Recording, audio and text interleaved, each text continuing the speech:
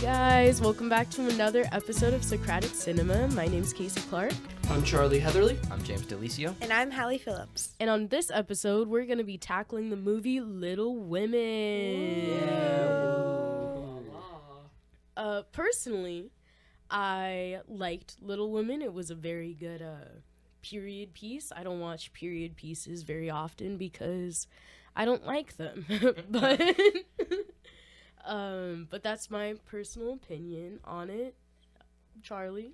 Oh gosh, so quickly. I was just thinking about how much I liked the movie. It was a good movie that every time I think about it, I like it more, but that's coming from a starting point of me just thinking it was okay. I love Greta Gerwig. That's how you pronounce her last name, right? Gerwig.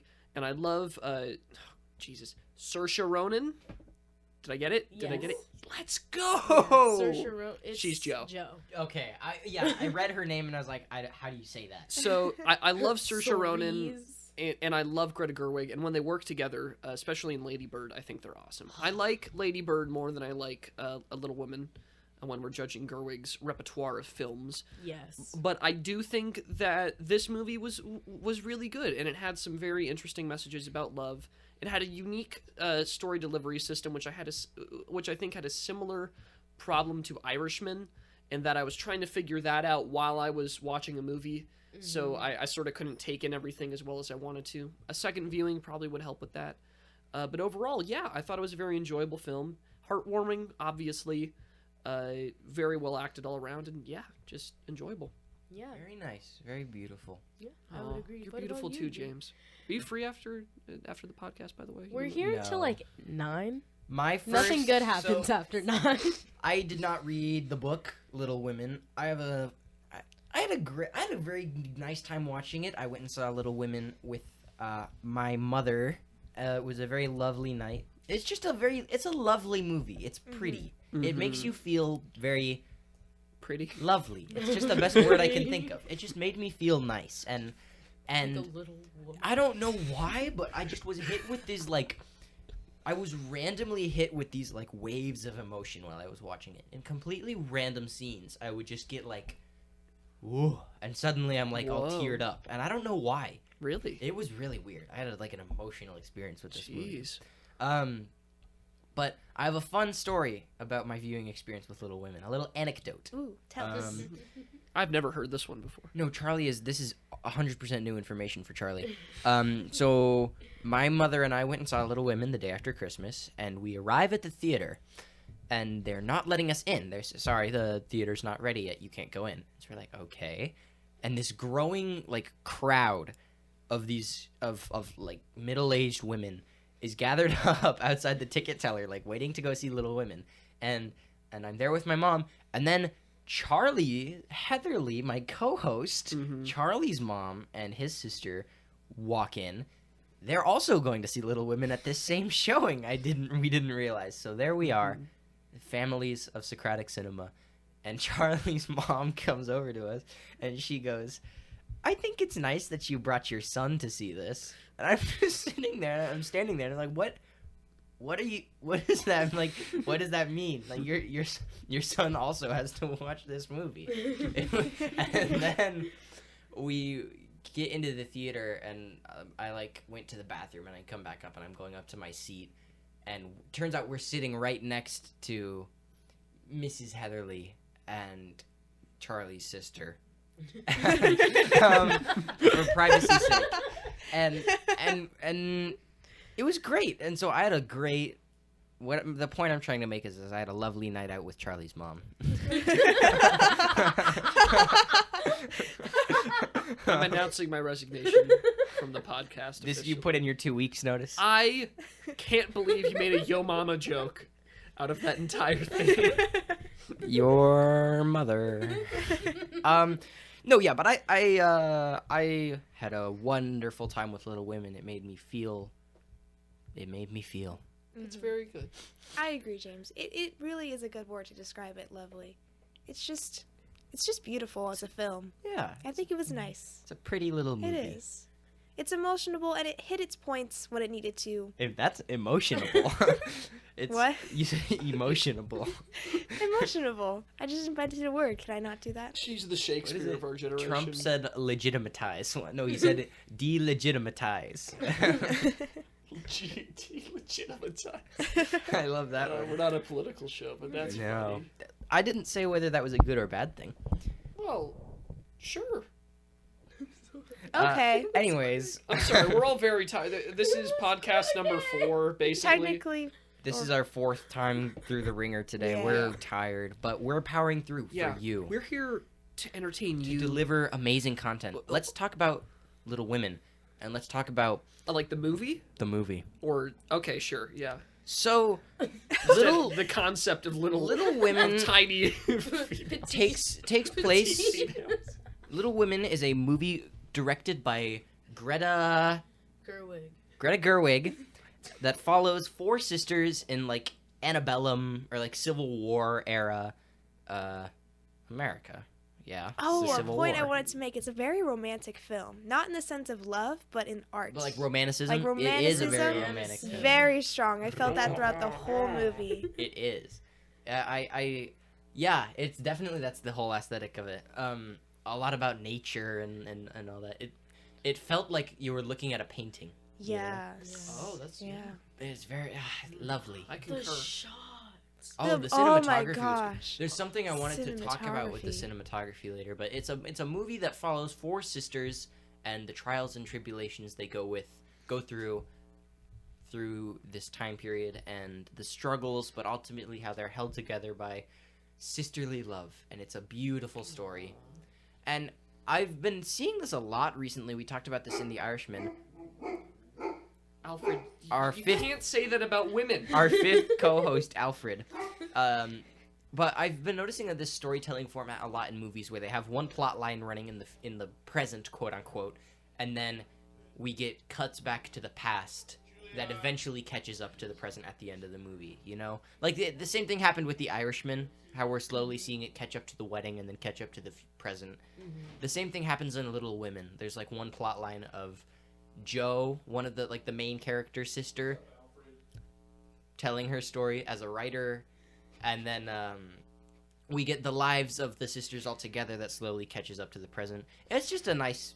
I've just been noticing it's getting used more and more frequently in movies these days, and I'm a fan of it. I think it works. Yeah, I don't know. I remember you texted our podcast group chat after seeing the movie, and you're like, I really bonded with the simp character in that movie. And Yes. I just want you to talk about your experience with. I Cameron. felt so attached to all the characters in this movie. I don't like Jo and Laurie. Laurie's like their affluent neighbor. He's kind of like there's this he is a jerk. He is a jerk. But there's this sort of like romance budding between Jo and Laurie through the whole movie. And Laurie confesses his love, and Jo is like, I'm sorry, I just like I can't do that. Like I can't be with you that way. And then Laurie eventually winds up marrying Jo's sister, but Jo realizes she's like, "Oh no. I actually did kind of love him." And it's all very it's all very dramatic, but something about Laurie, as much of a kind of a jerk he was to a lot of the sisters, he was really at least to me a sympathetic character. Just the whole romance between Laurie and Jo was all very tragic, and it's just very bittersweet. It's like they care about each other so much, but they just missed the timing on it, and it's I felt so hard for that whole I don't know, that whole plot line. I really loved it. You missed your chance, Kasey. Kasey No. reached out to hold my hand and clacked the cable against the table. I'm sorry. Yeah, gosh, Laurie was such a compelling character to me. He's a very flawed character. He's like a user, and he's an alcoholic kind of, and he's just very selfish and rich and snotty, but I mean he's also a deeply romantic person, you know, he feels things very strongly. Mm-hmm. But I don't know.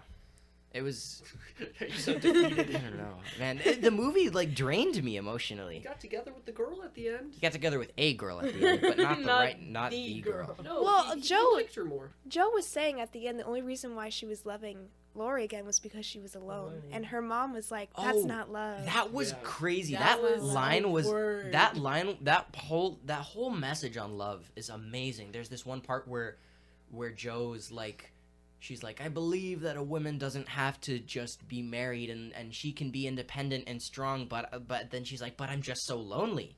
And it was like, I feel like that's not an angle that you see played very much of like the whole, because I mean, we live in an age where there's a big push for strong female leads in the sense of like stuff like Captain Marvel and like Rey, like the more action hero-y strong female lead. But I don't think Little Women is a movie that embraces strong female characters from a more feminine standpoint, you know? Yeah. Like it embraces the other side of it, and I think it's really like an angle that hasn't been played, but it's an angle that I think is just as important.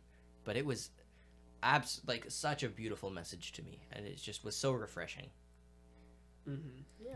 Yeah, it's so focused in on that feminine perspective, and you're right. It's a breath of fresh air, which is why I'm wondering so much from the two females of the podcast. Yeah. How did that message about love feel to you guys? And how well do you think specifically the relationship between the sisters was? And do you think it actually represented what it's like to have sisters or be a sister? Yeah, like did you sympathize? Like could you identify with this movie, I guess? Yeah.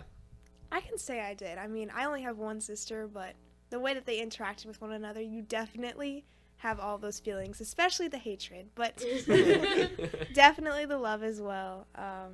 Just the way they interacted, just coming together and even just playing play. Their chemistry was very authentic. Very, very authentic. Yeah. Mm-hmm. And then what about you, Casey? Yeah, I agree. It was, man, it's so hard to explain because it's an extremely vulnerable movie. Yeah.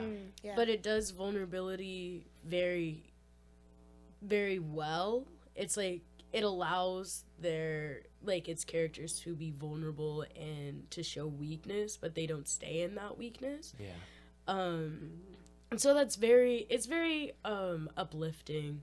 I agree with Haleigh in that the whole sibling dynamic is very authentic, where there are ups and downs, like that's realistic, you know. Well, other movies, like they're either always up or they're always down, or the ups are super like over dramatized, or Yeah.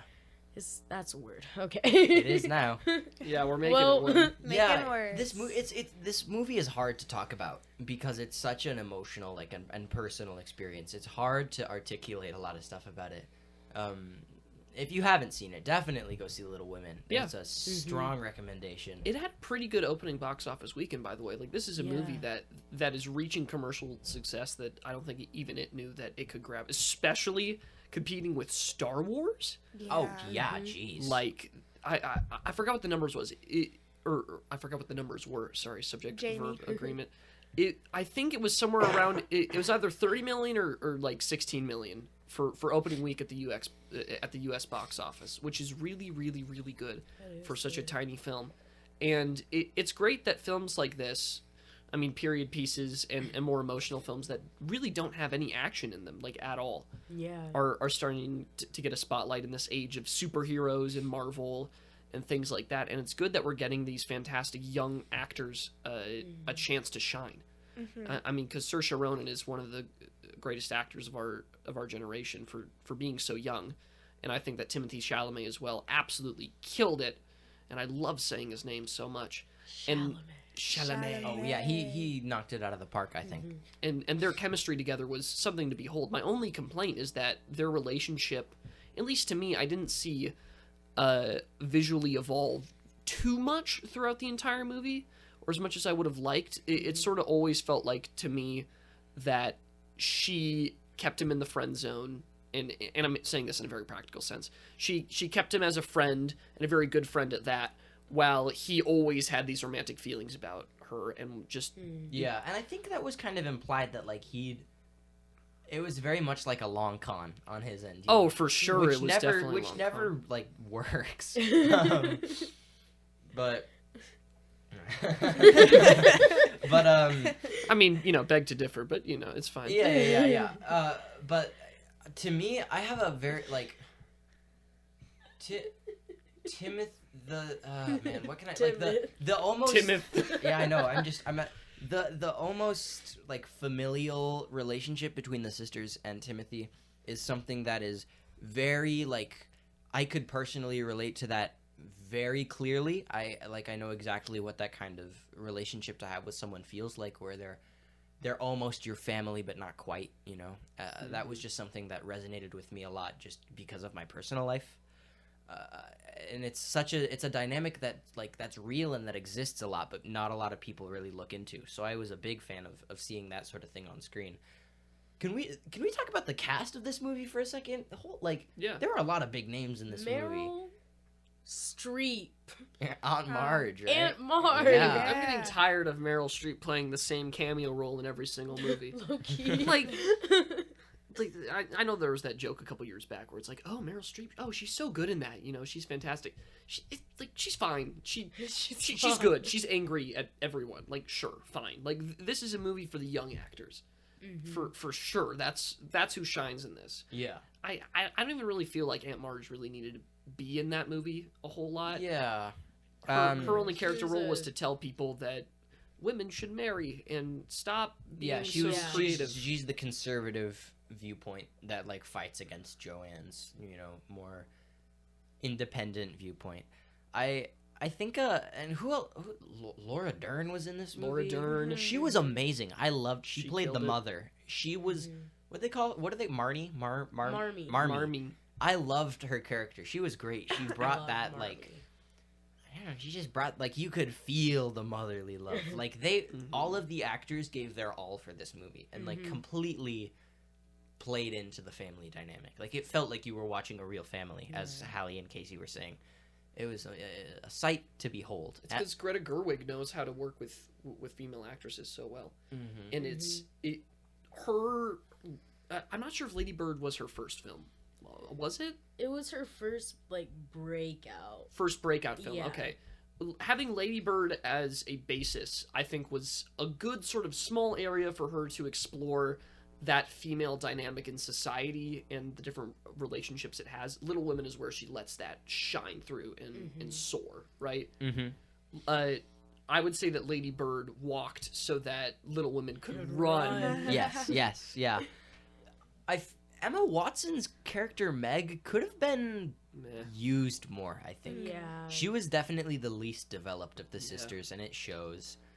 Which is, I mean, Rip Emma Watson. Yeah, rip Emma Watson. Maybe She's like not dead. if I had read the book, maybe I would like appreciate it more. Like I'm sure there's probably more in the book, but I didn't get that much from Emma Watson as much as I got from everyone else. And I really liked him, or I really like Emma Watson as an actor. But then, like in this movie, she was, it was like hit or miss, really. Yeah, she was like the least.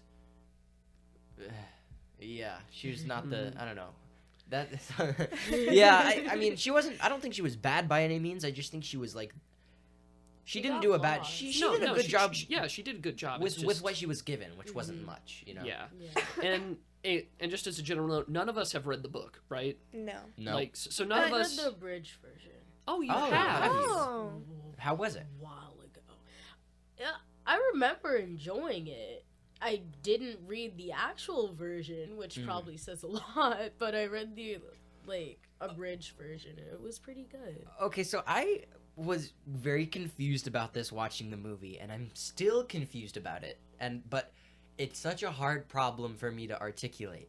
So the movie ends. So Joe, the main character, is a writer, and the movie ends with Charlie. What?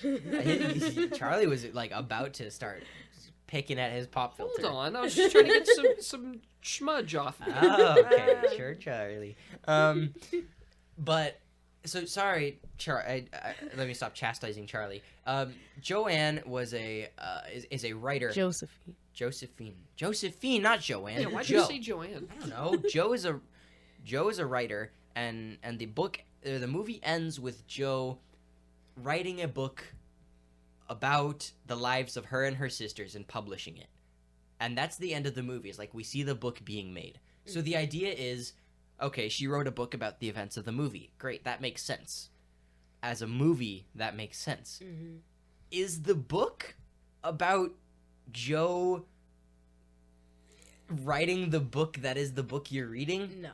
No? Okay. No. That was I was very concerned because that's some Inception level. I think I asked my mom and she was like, yeah, no, the book ends the same way. Josephine writes the book that is that's like a recursive problem. You're using the book as a plot point before the book is done. Yeah. Inside the book. Mm-hmm. Yes. It's a little confusing, and okay, so the movie is structured to where there's two main storylines. There's, I'm putting them in quotes here, the past and the present, right? Mm-hmm. And they're differentiated by a blue color grading and like a warm tone. a warm color grading. Now my question was, is so the blue the past, or is it the book that she's writing about? Or the warm, you mean? Is the warm, yeah. So is the warm the present, or is that the book? Yeah, that was because that I thought the same thing. Because also when she's talking to the publisher, like right before she finalizes the book, the publisher's like, "Well, why doesn't Joe get married?" And she's like, "'Cause Joe doesn't get married. Like that's just how the story goes." And the writer was like, "No, you need to make Joe get married." And then we cut back to the past, and yeah, Joe in the present is like, "All right, fine," and then we cut back to the warm tone timeline, and Joe gets married. It's like, wait, well, did that actually? It's after the was that kiss in the ring. Yeah, it's like, is that a fourth wall break, or is that? I think it. Is she just altering time? And I really didn't like that as a plot point. I hated how she got married at the end. I think like I don't know if that's how the book ends. Is it? I'm really trying. I don't care.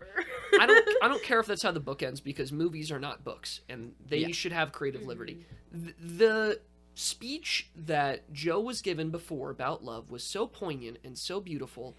Like, you shouldn't love someone because you're lonely. You should love them because they're them. Yeah. I don't feel the chemistry between her and the Spanish professor, Frederick, to the point where that makes sense as an ending. It feels forced. It makes sense to me only if we accept it that that's just being written into the book and that's not real life. That's still which dumb. is weird. It's still weird. And I think that's kind of the point they were trying to make, is like, it's like a little meta commentary, like, oh, you guys only like stories if they end and the girl gets married, huh? No, I don't. Yeah, it's like meta commentary that we don't need to hear anymore. I'm pretty sure it was meta commentary on the book, because that's probably how the book ends, and then they're like, oh, well, actually the real story of it was that the publisher is the one that forced it. And I guess that's a creative way to tackle that. Still, as a movie, having not read the book, unsatisfying. The ending was confusing, because it's like you just get into like infinity paradoxes, and it's like, what's real anymore? They used the hopping between the past and present so amazingly. There was this one point in specific that I wanted to talk about. There was a part where in the present, Beth is sick with scarlet fever and is dying. And meanwhile, in the past, Beth is sick with scarlet fever and is recovering.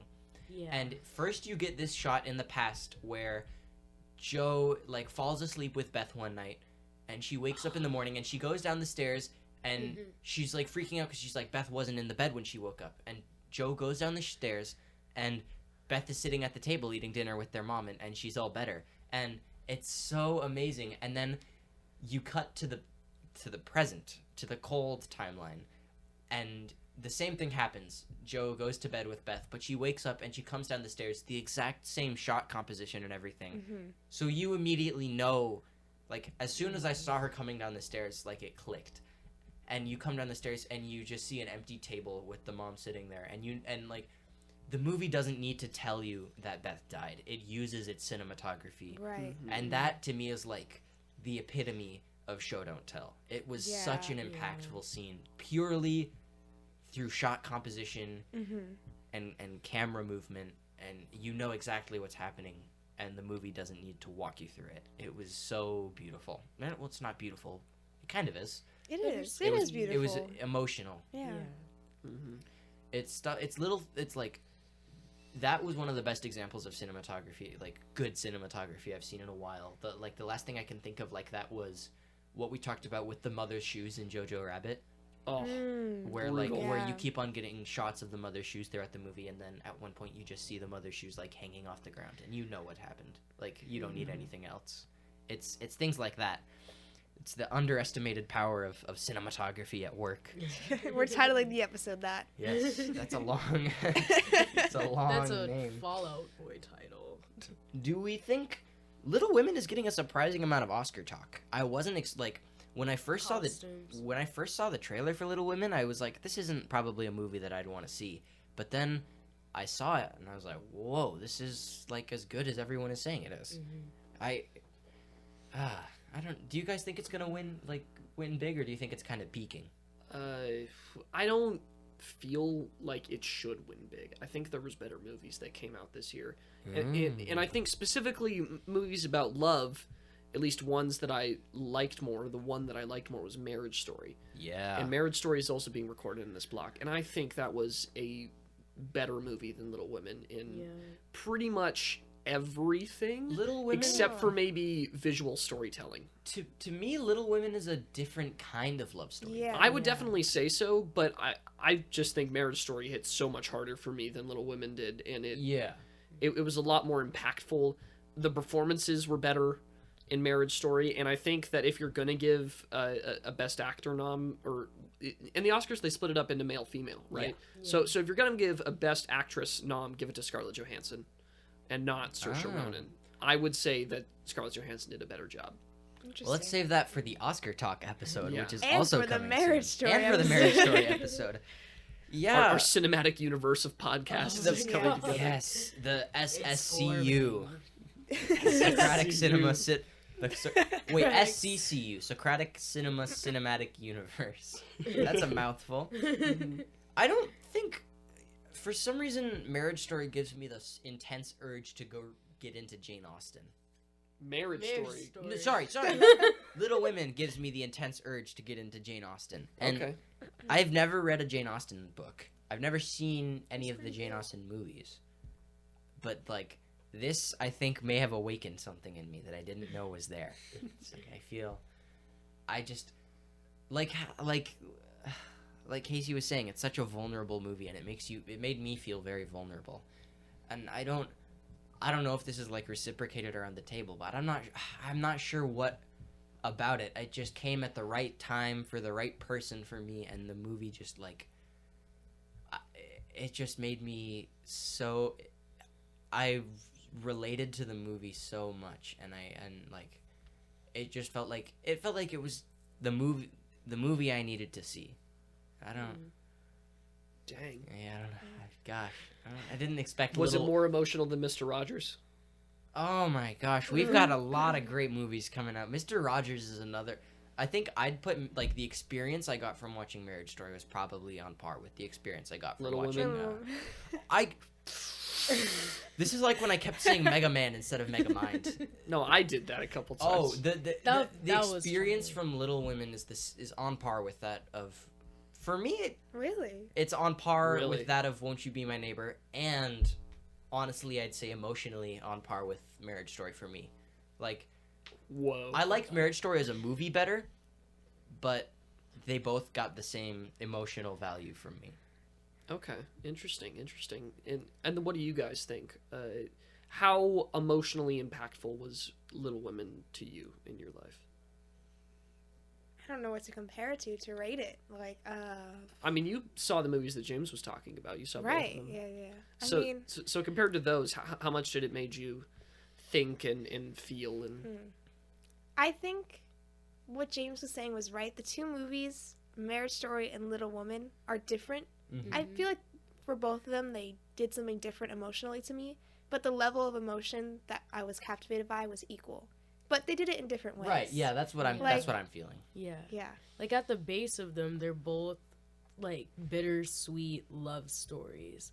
But I feel like Little Women adding on like the sibling dynamic like gave it like that extra, like not that it like I enjoyed the Marriage Story better, but Little Women had a lot more like complexity because it was doing more for multiple people.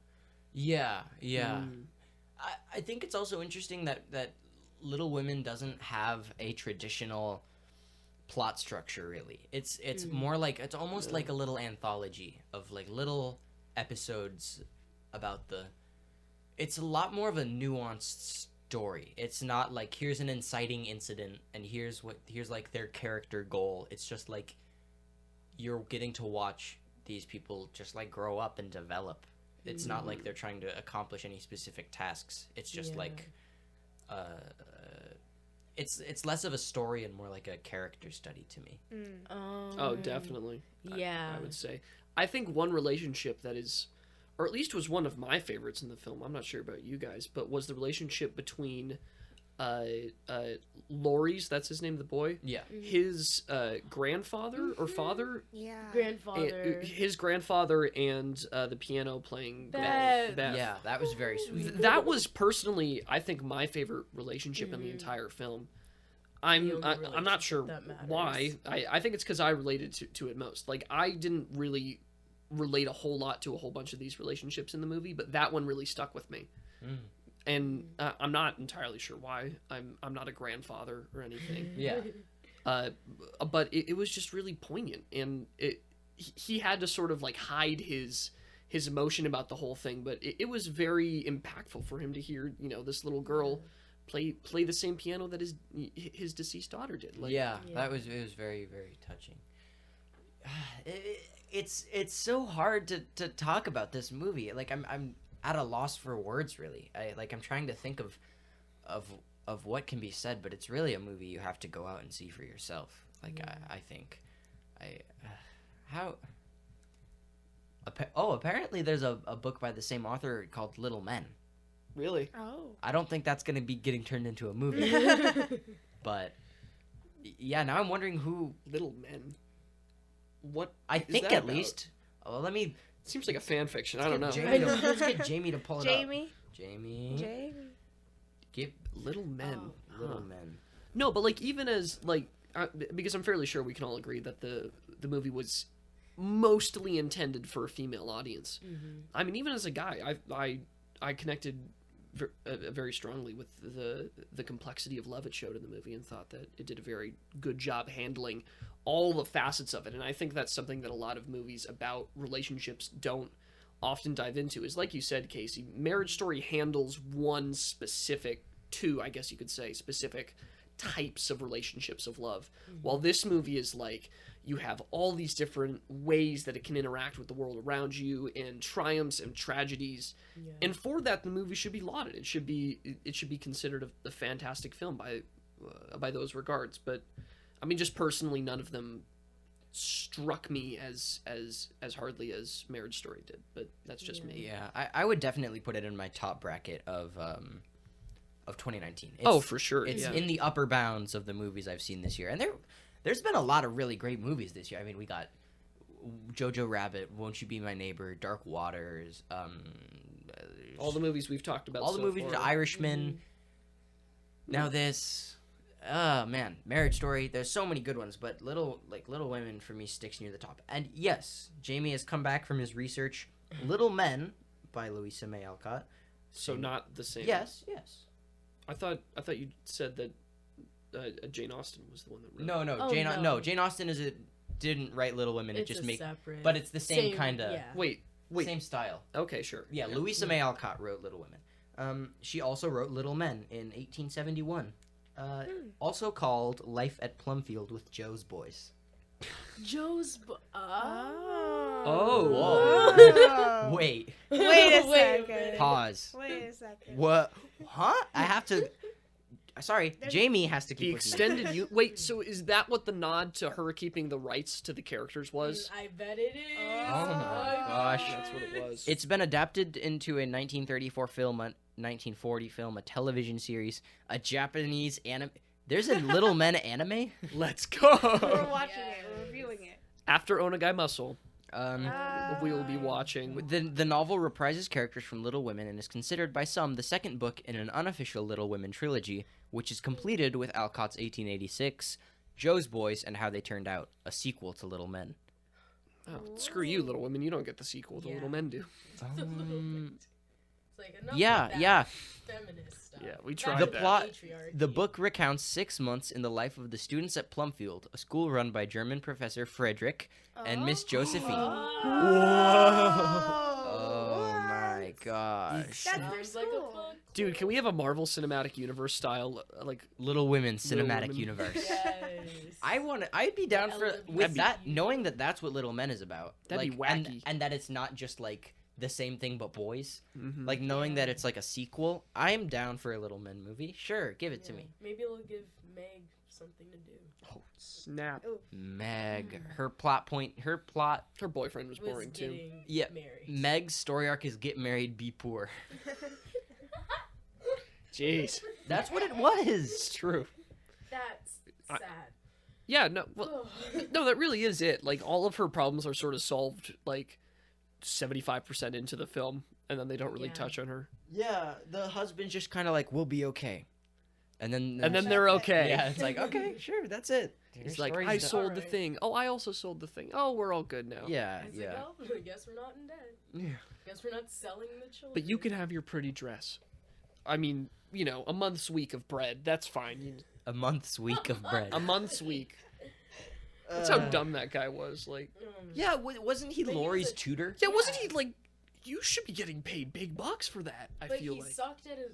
As He a did tutor, suck at his though. job, He that's right. sucked as a tutor. Also, yeah, there was huh. no chemistry between him and Emma Watson's No, character, like none at at all. all. Zero. I mean, they just decided to get together because he was the only boy that was her age, pretty much. Yeah, What? Okay, because- wait, what? But he was older than her. Oh, but well, I He mean, had some but, mutton chops on him. but that's not uncommon in the time. Yeah, I mean that's true. But I'm saying like. Okay, wait, around what? her age. What part of the country does Little Women take place in? Georgia. Oh. I don't know. Because No, like they said it in the movie. they went to a beach. It didn't look like an ocean beach. It looked like maybe a lake They beach. Yeah. said it. Where Was it Pennsylvania? No, it was something with an M. somewhere in the East Massachusetts. Coast. Minnesota? Maybe. Massachusetts. No, not in the South. Well, Joe moved. No, it might have been like because it was right. Oh yeah, were they Confederates or were they Union? They were Union because their dad was in the Union Army and her Oh. mom. So it was probably like a border state. Mm-hmm. Oh yeah. Missouri. Might have been. Maybe. Jamie? Jamie's looking hard. Montana. Yeah. Michigan. Michigan. Massachusetts. So I was did get it right. Yes. They live in a neighborhood loosely based on Concord in Massachusetts. Oh. Oh. Shot heard around the world. It was the start of the Yeah. revolution. Can we get a live action Schoolhouse Rock? Yes, With an animated I Bill. would. Yeah. Like Like a computer animated. Like, you remember the Peanuts movie No. that came What? out with Noah Schnapp as Charlie Brown? No one saw that. I saw Oh, it. I remember that. It was I good. didn't. I saw I it. It remember was seeing nice. it. Oh, You you saw know it? I who didn't saw see it? it, My but- brother and my aunt who's obsessed with Snoopy. Shout Whoa. out Aunt Dell. But I'm if you're saying watching this. a Schoolhouse Rock adaptation with that kind of style, down. Yeah. Sure. I want it to be a realistic Bill. Like really realistic. Like uncomfortably realistic. Like it's a Like stapled. in it's a stapled noir. packet of paper Yeah. with like 1,000 signatures No, on no, no. it. Like it looks like it's designed like an animated character, but it's like the textures and lighting are all super duper real. Ew. Just like, Gross. just exactly like that. It's like disgusting. I Like just Lion want- King level CGI No. put on a Bill. I just want Conjunction Junction to get Yes. animated. That Junction, what's your function? that slaps. That's the best one in Schoolhouse Rock, and Yes. that's facts. Straight Um, facts. I have a theory on Oh. character Oh, that's study. right. Yes. Yes. Whoa. This is the one that makes my head hurt. So, we're gonna see how this goes. Okay. So, basically, my theory is that Use your words, I Casey. know. Take your time. Take your time. I just want it to make sense. Take and your I'm time. afraid that it's not gonna make sense. It's okay. We're gonna get it. Okay, so we have 4 sisters. We have Joe, Beth, Amy, and Meg. Meg. We always forget about Meg. She's the and Peggy She's of the group. the and Peggy, yes. And they're all pretty cut and dry, you know, like you know what their characters are and what they do. And they do feed into some like common female archetypes. So I have that pulled up. Whoa. Or Jamie has that pulled up.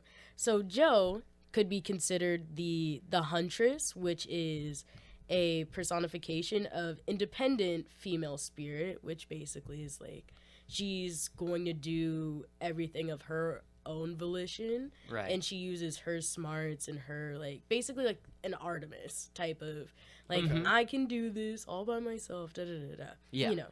And then we have Beth, who is considered like it's a weird name.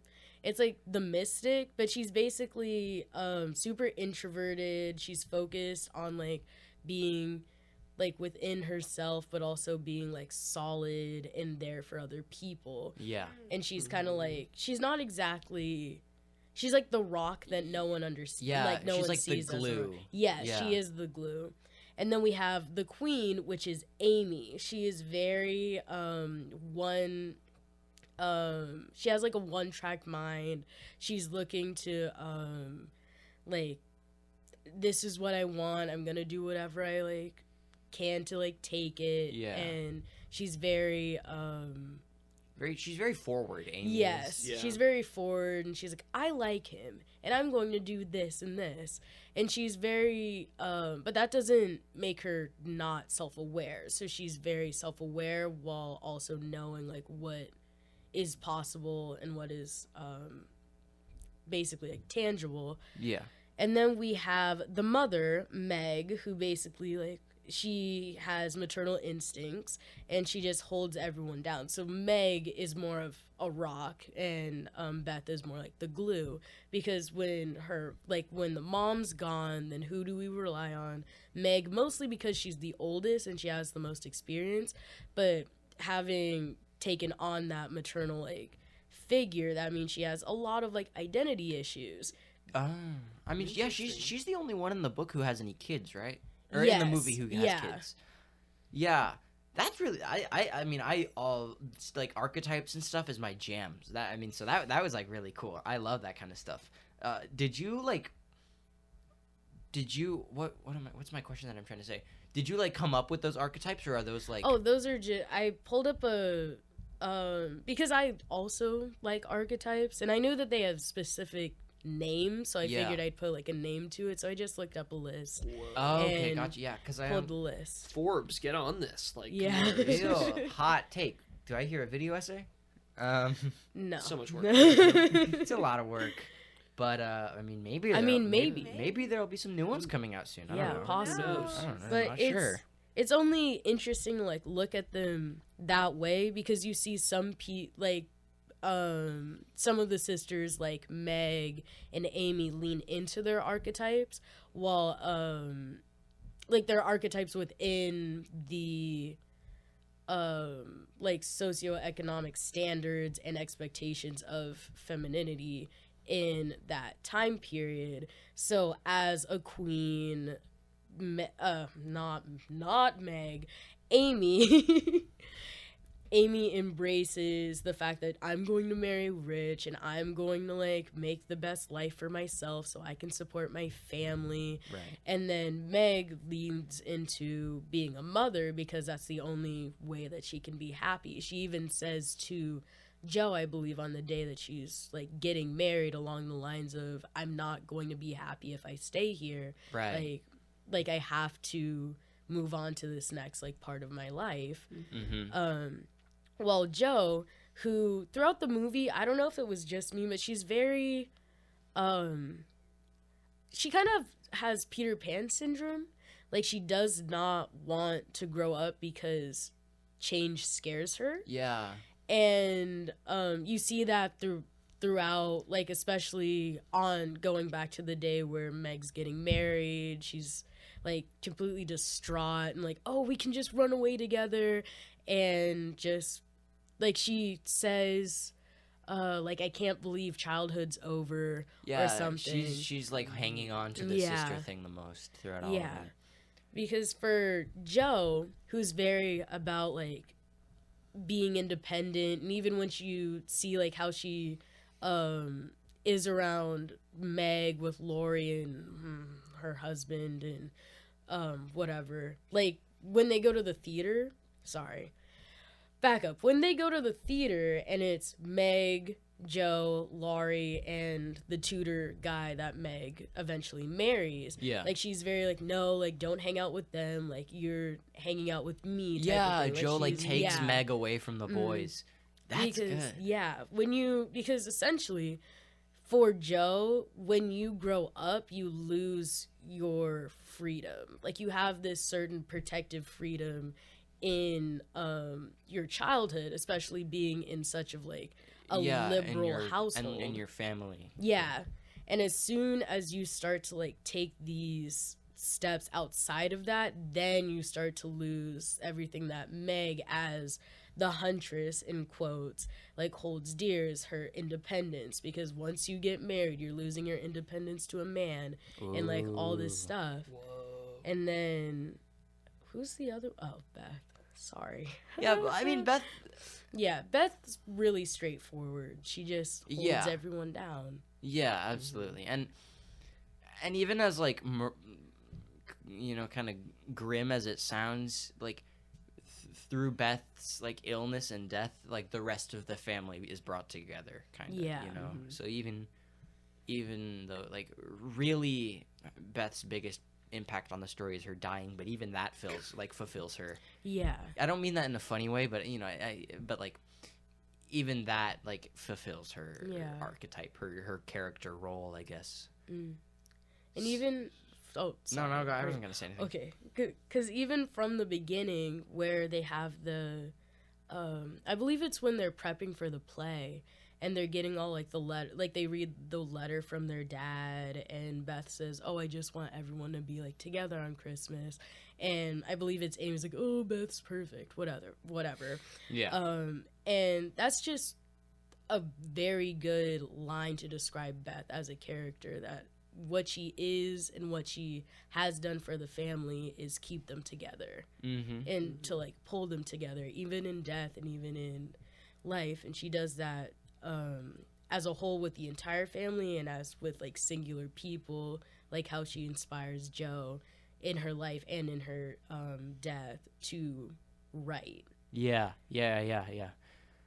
Oh man. Well, I guess we did get some pretty alright content out of Little Women after all. Yeah, some good stuff. Yeah, we were kind of, a lot of these movies, like, that we've been talking about in this whole recording block, they're all great movies, but they're kind of hard to articulate sometimes. They're a lot better watching them, you know? Go watch these movies. I'm sure it's more interesting than listening to people, you know, try and talk about them. But yeah, that's gonna wrap up this episode, unless anyone has something else to say. Nope. Thank you for listening. Thank you for supporting the podcast.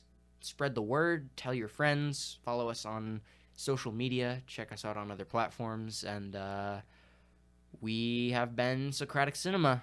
Hot takes. Oh yeah, I almost forgot. Gosh, take it away, Haleigh. Oh my gosh, I don't know the whole thing. Was it hot takes? Hot people.